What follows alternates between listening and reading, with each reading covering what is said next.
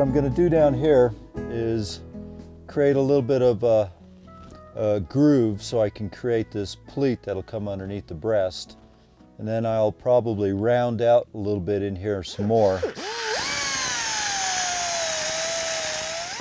This is the mask I like to use. It is designed for like inside of coal mines. It gives you a high degree of protection and good breathing ability.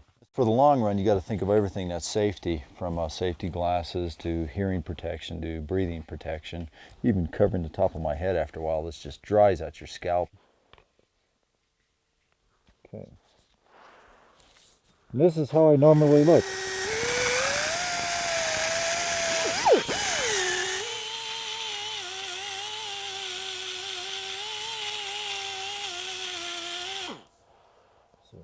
And then you have to constantly move it quickly back and forth so you don't create a valley by making one singular cut because of the curve of the cutter.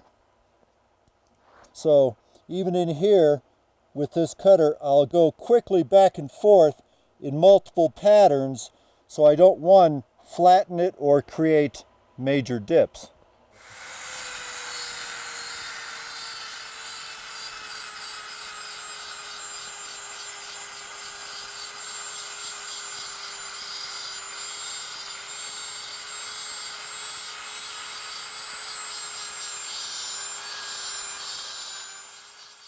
After I approach it with this profile, I usually come back with this very tiny ball.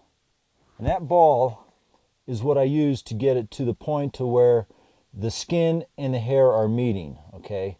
That got me in closer than this profile could do or this other tool.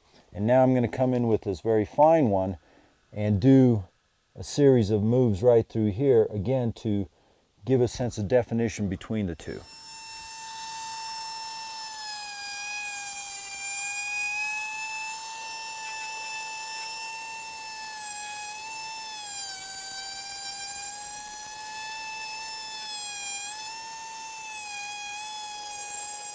That's how one tool works to the next, to the next, to the next.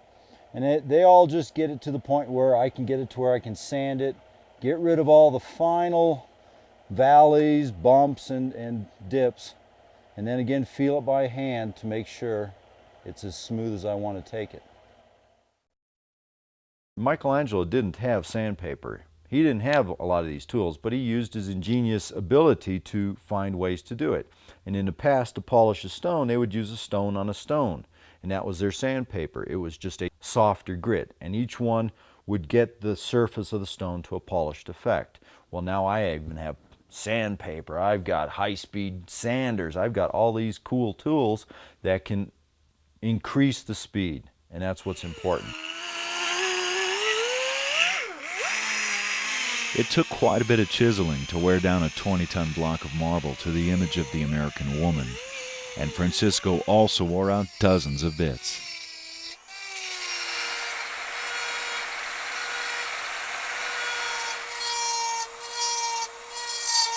Every artist through the course of time in history has used the best tools that they had at their access. From the initial stages of mankind carving, it was stone on stone tools.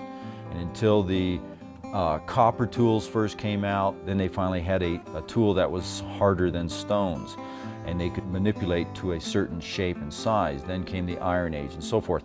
But 90% of all the tools that I'm using are still relevant to the tools that they used. Most of this work still comes down to hand and chisel work.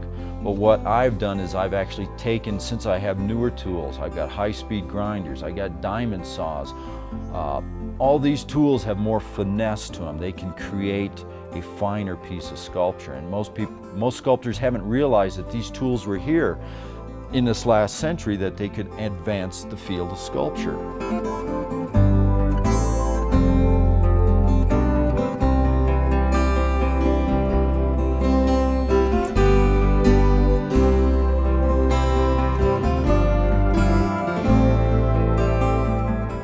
Diamond saws can pull away the stone 10 times faster than I could do by hand and chisel, so I can get to the point where I need to carve.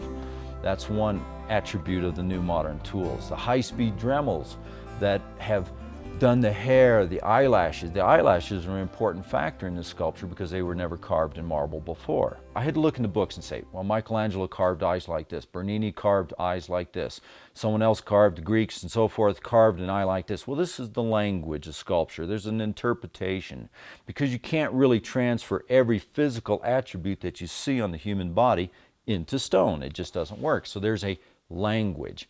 And so I had to learn that language, and that pas de deux sculpture is the knowledge of all this language in front of me to that level. And that's how I studied the past sculptors to get to that point. Well, the evolutionary process between the pas de deux sculpture and this sculpture here now is I have grown. And now it's my time as an artist to add to the language.